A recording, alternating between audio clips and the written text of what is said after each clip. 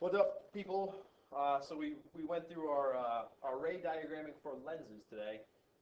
Shocker, the lens equation works for lenses as well as it does for mirrors. And what we tried to do when we went through mirrors was to lay the foundation for this. And what I mean by that is, of course, here's image, distance, object distance, focal length. We're familiar with that. But, works for mirrors too. Great. Yeah, so we laid the groundwork for this when we did mirrors, right? And what we'll say here, the sign convention stuff is the only real place besides algebra, I guess, that you can run into difficulties. So again, I'll put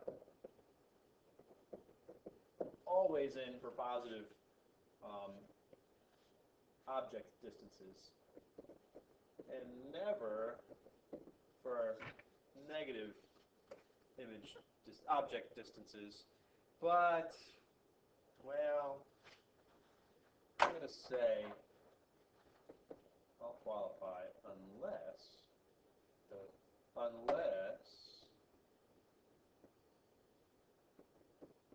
it's a virtual object. What? Yeah. Keep your eyes peeled. We'll get to one of those. But almost always. Now, image distances are positive for real images and negative for virtual images. Same as, this is all really the same as mirrors. With mirrors, what I'll tell you, some people will say, okay, here's a concave mirror, right? It makes, I don't know, let's say we have an object way out here. It's going to do this and do this, and here's the real image. Well, that image is on the same side of the mirror. Am I just saying this just to take up time? Kind of. I'm not even going to bore you with this stuff. If the image is real, DI is real. DI is positive. Boom, done. Okay? Similarly for focal lengths are positive. Remember, go back to mirror stuff. Positive for converging anything, converging mirrors or lenses, and negative for diverging mirrors or lenses.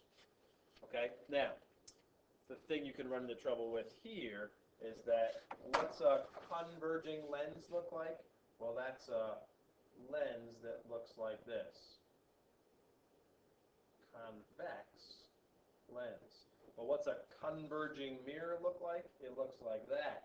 That's a concave mirror. So just be careful, if they don't talk about converging or diverging, if a question talks about convex or concave, you got to be careful there.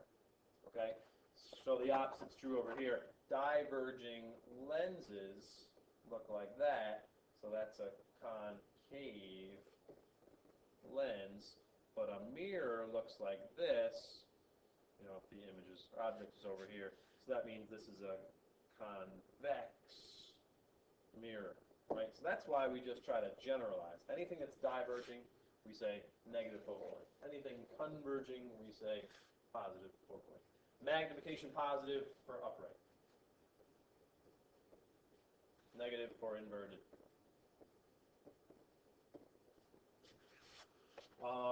And we still have, of course, let me go back a slide or two. I'm going to go back 2 slides. Back it up. We also, of course, have that magnification is negative di over do. All right, if we look back at any of these, not that one. Look back at, say, this one. Oh, no, not that one. Look back at this one. Here's a converging lens. There's our image, right? This is a real image, right?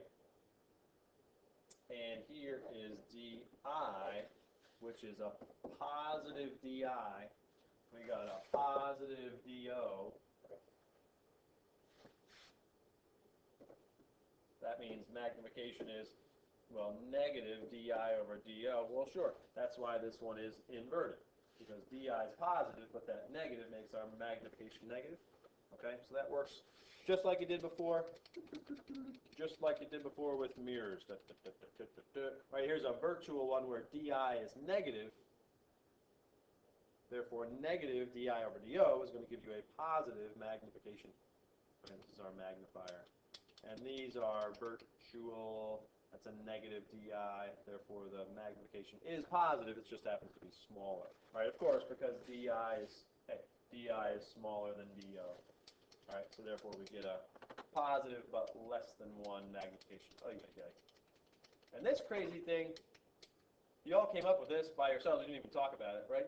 So you use the first lens to make an image. Well, that image becomes the object for the second lens. Diverging, sure.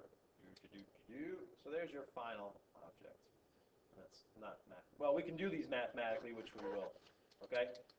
So that's it, folks. World record 6-minute video. We'll tackle some thin lens problems tomorrow. Okay, that's all. I mean, what else am I going to say? Can't have a 6-minute video. 6 minutes 20.